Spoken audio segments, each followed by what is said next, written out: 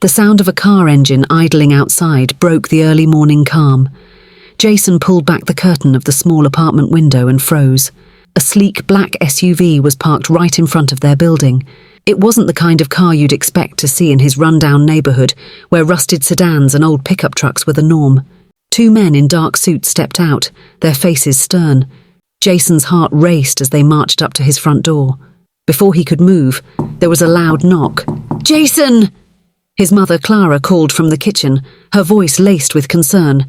"Are you expecting anyone?" "No," Jason replied, his voice barely above a whisper. The knock came again, harder this time.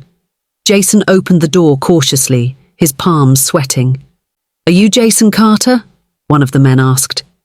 "Yes," Jason replied, his voice shaky. "You're being accused of stealing important documents and a large sum of money from Ms. Evelyn Williams' car yesterday," the man said, his tone flat but firm. Jason's mouth fell open. "What? I didn't steal anything." The second man narrowed his eyes. "She remembers you clearly. You helped her change a tire yesterday, didn't you?" "Yes, I helped her," Jason said, panic rising in his chest. "But I didn't take anything, I swear." Clara stepped forward, her face pale. "My son isn't a thief. He was only trying to help." The men exchanged a glance. "We're here to take you to Ms. Williams for questioning." Jason's world spun. How had a simple act of kindness turned into this nightmare? The day before had started as an ordinary one for Jason. He was walking to school, his backpack slung over one shoulder, when he saw a car pulled over on the side of the road. A woman in a crisp business suit stood by the car, her phone in hand and a frown on her face. Her rear tire was flat. Jason hesitated. He was already running late for school, but his mum had always taught him to help when he could. "Excuse me, Mum," he said. "Do you need help?" The woman, who introduced herself as Evelyn Williams, had looked relieved. "Oh, yes. I've been waiting for roadside assistance, but they're taking forever. If you could help me, that would be amazing." Jason had quickly set to work, ignoring the grease staining his hands and uniform. When he was done, Evelyn had offered him money, but Jason refused. "I just wanted to help," he said simply. She had smiled, thanking him profusely before driving off. Jason had thought nothing more of it until now. The ride to Ms. Williams' office was tense. Jason sat in the back seat of the SUV, his heart pounding as he tried to piece together what had happened. Why would she accuse him of stealing? When they arrived, he was led into a sleek, modern office. Evelyn sat behind a large desk, her face cold and unreadable. "You!" she said sharply, pointing at Jason. "I trusted you, and this is how you repay me." Jason shook his head, tears welling up in his eyes. "I didn't take anything, ma'am. I swear I was just trying to help." She slammed her hand on the desk. "The documents in my briefcase are worth millions, and they're gone. So is the cash I had in my purse, and you're the only person who had access to my car yesterday." Jason's voice broke as he pleaded, "Please, believe me, I didn't take anything." Evelyn's gaze softened for a moment, but she quickly masked it. "If you're innocent, prove it." Back at home, Clara paced the tiny living room, her hands trembling. She knew her son wasn't a thief. Jason had always been the kind of boy who gave what little he had to help others. When Jason returned home, escorted by the men, Clara pulled him into a tight hug. "Are you okay, baby?" Jason nodded, but his eyes were red. "They don't believe me, Mom." Clara squared her shoulders. "We'll figure this out. The truth will come out." They sat together, going over every detail of the encounter with Ms. Williams. Jason's story never wavered. Clara decided to visit Ms. Williams herself, determined to clear her son's name. Evelyn Williams wasn't easily convinced. Clara begged her to give Jason the benefit of the doubt. "He's a good boy," Clara said. "There must be another explanation." Evelyn hesitated. "The documents and money were gone when I checked after he left. If it wasn't him, then who?" That question hung in the air. Clara offered to let Evelyn's security team search their apartment, desperate to prove Jason's innocence. The search turned up nothing, but suspicion lingered. Jason's school days became unbearable. Rumours spread like wildfire, and classmates whispered behind his back. Even his teachers seemed to look at him differently. One day Marcus, a quiet boy from Jason's class, approached him. "I heard about what happened," Marcus said. "I think I can help." Jason frowned. How? Marcus explained that he lived near the spot where Jason had helped Ms. Williams. I saw someone else near her car that day, a man in a hoodie. He was acting weird. Jason's heart leapt. You're sure? Marcus nodded. Positive. With Marcus's help, Jason and Clara began piecing together what might have happened. They contacted Ms. Williams, sharing what Marcus had seen. Evelyn was skeptical, but agreed to review security footage from a nearby gas station. The footage showed a man in a dark hoodie lurking near her car just minutes after Jason left. Evelyn's expression changed as she stared at the grainy footage. The figure in the hoodie was clearly rummaging through her car after Jason had left. She paused the video, zooming in on the man's face, but the image was too blurry to identify him. Where did this footage come from? She asked. It's from the gas station near where Jason helped you, Clara said. Doesn't this prove my son's innocence? Evelyn hesitated. It raises questions, but I still need more evidence. Jason felt a mix of relief and frustration.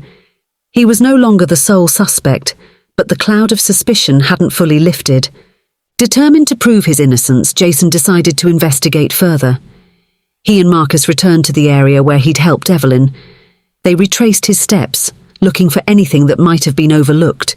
Near the curb where Evelyn's car had been parked, Marcus spotted a torn piece of paper. Jason picked it up and saw that it was part of a receipt with Evelyn's name on it. This must have fallen out of her car, Jason said. It was a small clue, but it suggested that someone had indeed gone through Evelyn's belongings after Jason had left. Back at her office, Evelyn couldn't focus on work. The footage and the receipt weighed heavily on her mind. She remembered Jason's face when he denied taking anything. There was sincerity in his eyes. She sighed and called her assistant, Clara.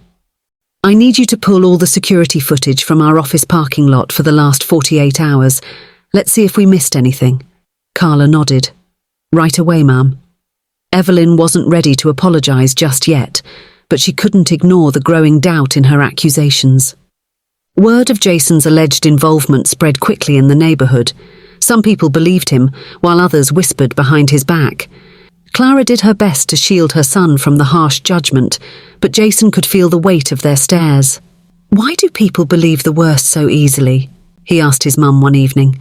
Because it's easier to judge than to understand, Clara said, her voice steady. But we know the truth, and we're going to prove it. Evelyn's assistant found something surprising in the office parking lot footage. A delivery van had pulled in shortly after Evelyn left for her meeting. The driver, wearing a hoodie, was seen walking towards Evelyn's car. Evelyn froze as she watched the footage. That's the same man from the gas station. Her assistant nodded. Should I contact the authorities? Yes, Evelyn said, and send me this footage immediately. With the new evidence in hand, Evelyn visited Jason and Clara's home. She looked visibly shaken as she sat down in their modest living room. Mrs. Carter, Jason, Evelyn began, her voice unsteady. I owe you both an apology.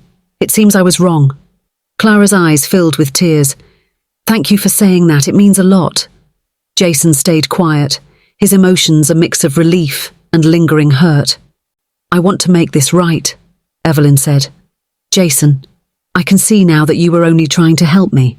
I'm so sorry for what I put you through. Evelyn worked quickly to clear Jason's name.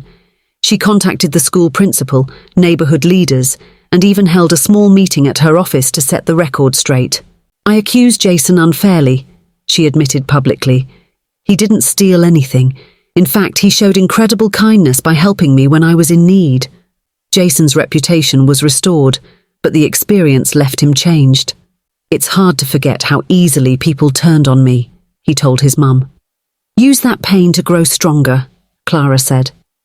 Not everyone is quick to judge, and those who truly know you will always stand by you. One afternoon, Evelyn returned to their home with a proposition. Jason, she said, I run a mentorship program for young people. I'd like to invite you to join. Jason blinked in surprise. Me? Why? Because I see potential in you, Evelyn said, and because you've shown me the importance of giving people a chance. Clara encouraged him to accept. It's an opportunity, Jason. Take it. Jason joined Evelyn's program, where he met other young people from various backgrounds. He quickly became known for his work ethic and leadership skills. Evelyn took a personal interest in his growth, offering him guidance and support. "You've taught me a valuable lesson about trust and humility," she told him one day. "Now let me help you reach your full potential." Years later, Jason stood on a stage, addressing a packed hall as the keynote speaker for Evelyn's mentorship program. Dressed in a sharp suit, he exuded confidence and humility, traits that had grown through the trials he faced. "I was just a teenager trying to help someone in need," Jason began, his voice steady yet filled with emotion. "But that simple act of kindness turned into the toughest lesson of my life. I learned how quickly people can judge, but I also discovered the power of forgiveness, understanding, and second chances." Evelyn sat in the front row, her eyes glistening with pride. She had watched Jason grow from a struggling boy into a man who inspired others.